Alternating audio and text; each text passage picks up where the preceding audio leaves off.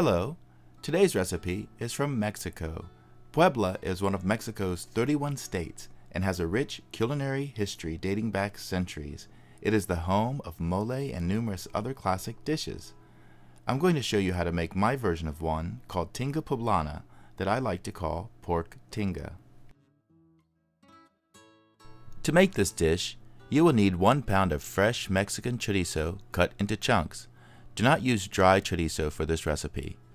1 pound of fresh andouille sausage cut into chunks.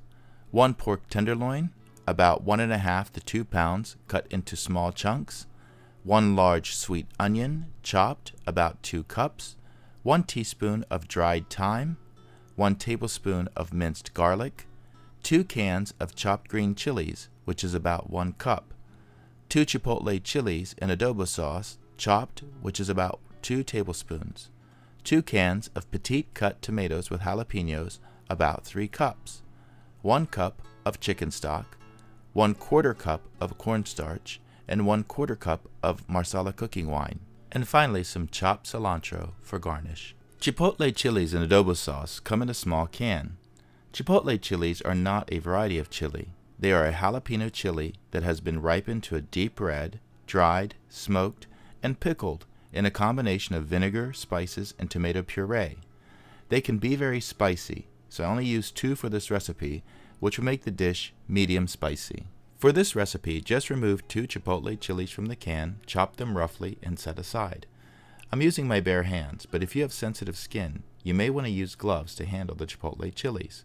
The remaining chipotle chilies can be stored in the refrigerator in a glass or plastic container. I always use pork tenderloin for this recipe.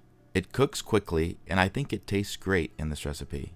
However, if you don't like pork, you can easily replace the pork tenderloin with skinless, boneless chicken thighs or chicken breasts, or even turkey. I always rinse and dry my pork tenderloin and then cut it into strips. I then cut the strips into bite-sized pieces. You can make the pieces of pork any size you want. Just keep in mind that the larger pieces will take longer to cook. This is a rustic dish, so don't worry too much about cutting perfectly even bite-sized pieces. You just want the pieces anywhere between 1 and 2 inches. Small, bite-sized pieces or larger chunks. It's really up to you. If you can get fresh Mexican chorizo, it's great in this dish, but any fresh sausage can be used. And again, if you don't like pork, you can use a sausage made with chicken. Just cut it into bite-sized pieces and set it aside.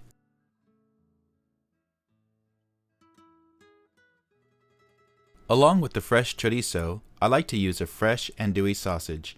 Andouille sausage is typically a coarse-grained smoked sausage made using pork, garlic, pepper, onions, wine, and seasonings.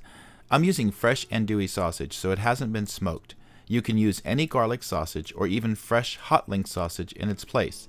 Just cut it into bite-sized pieces and set aside. As you can see, I'm using my electric skillet again, and it really makes this a one-dish, 30-minute meal. Turn your skillet on high, and when it gets hot, just add your andouille and chorizo sausage pieces. No need to add any oil or butter because there's enough fat in the sausages to cook them. Just spread the sausage pieces out into a layer and let them cook and brown for 5 to 7 minutes. Stir fry the sausage pieces until they're lightly browned and have rendered some of their fat. You don't have to cook them completely through at this point. Now add the chopped onion and stir them into the sausage pieces and cook until the onions are starting to get soft. When the onions are starting to get soft, then add in all your cut up pork tenderloin pieces. Stir fry the pork tenderloin with the sausage and onion for about 2 to 3 minutes, mixing well until combined. Now add in your 2 tablespoons of brown sugar, 1 teaspoon of dried thyme. I like the flavor of thyme with pork and chilies, but traditionally Mexican oregano is used, and if you like oregano, then feel free to substitute it for the thyme. 1 tablespoon of minced garlic, and you can use fresh or packaged. I use packaged for speed and convenience. You can add more or less garlic to taste. Add in your chopped mild green chilies. These chilies are added for flavor, not spice. For spice, I add in the chipotle chili peppers in adobo sauce. You can add more or less to taste. Even though they are canned, the chipotle chilies can vary in spice level.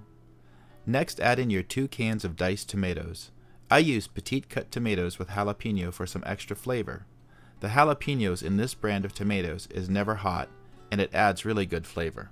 Once everything has been added, mix well to combine the meats, chilies, tomatoes, and spices. Let it continue to cook over high heat for a minute or two, and then add in the chicken stock, about 1 cup or so. Now just let the tinga come to a boil. Once it reaches the boil, cover the pan and then set the cooking temperature to low. Let it cook on low for about 15 or 20 minutes until the meats are cooked through. While the tinga is cooking, make the cornstarch and marsala wine mixture or slurry. This cornstarch and marsala wine slurry will be used to thicken the tinga right before serving.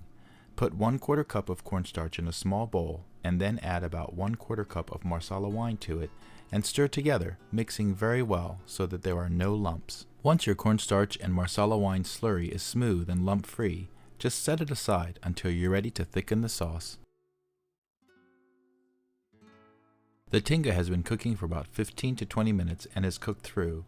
Uncover the pan and then turn the heat back up to high so the tinga gets back up to a strong boil. Once the tinga is up to a strong boil, take the cornstarch and marsala wine slurry you made and add it all at once to the boiling liquid. Immediately start to stir and keep stirring constantly to incorporate the cornstarch and marsala wine slurry. It needs to be incorporated completely to make sure that the sauce stays smooth and lump-free. The sauce will start to thicken immediately after you add the slurry, so it's really important to stir constantly. Within a minute or two, the sauce will be thick and the tinga is ready to serve. My favorite way to serve the pork tinga is over rice with a sprinkling of fresh coriander, but you can use it as a topping for tostadas, a filling for tacos, or even bake it into a casserole under a cornbread crust. So this is my recipe for spicy, sweet, and smoky pork tinga, a quick and easy interpretation of a classic dish from Puebla, Tinga Poblana. So today I made you my version of the classic dish from Puebla, Mexico called Tinga Poblano. My version is an easy weeknight meal that you can put on the table in about 30 minutes. It uses pork tenderloin, chorizo, andouille sausage, mild green chilies, sweet, spicy, smoky adobo chilies, and a tomato-based sauce. Really good, really delicious. Really good, really easy. And I hope you try it.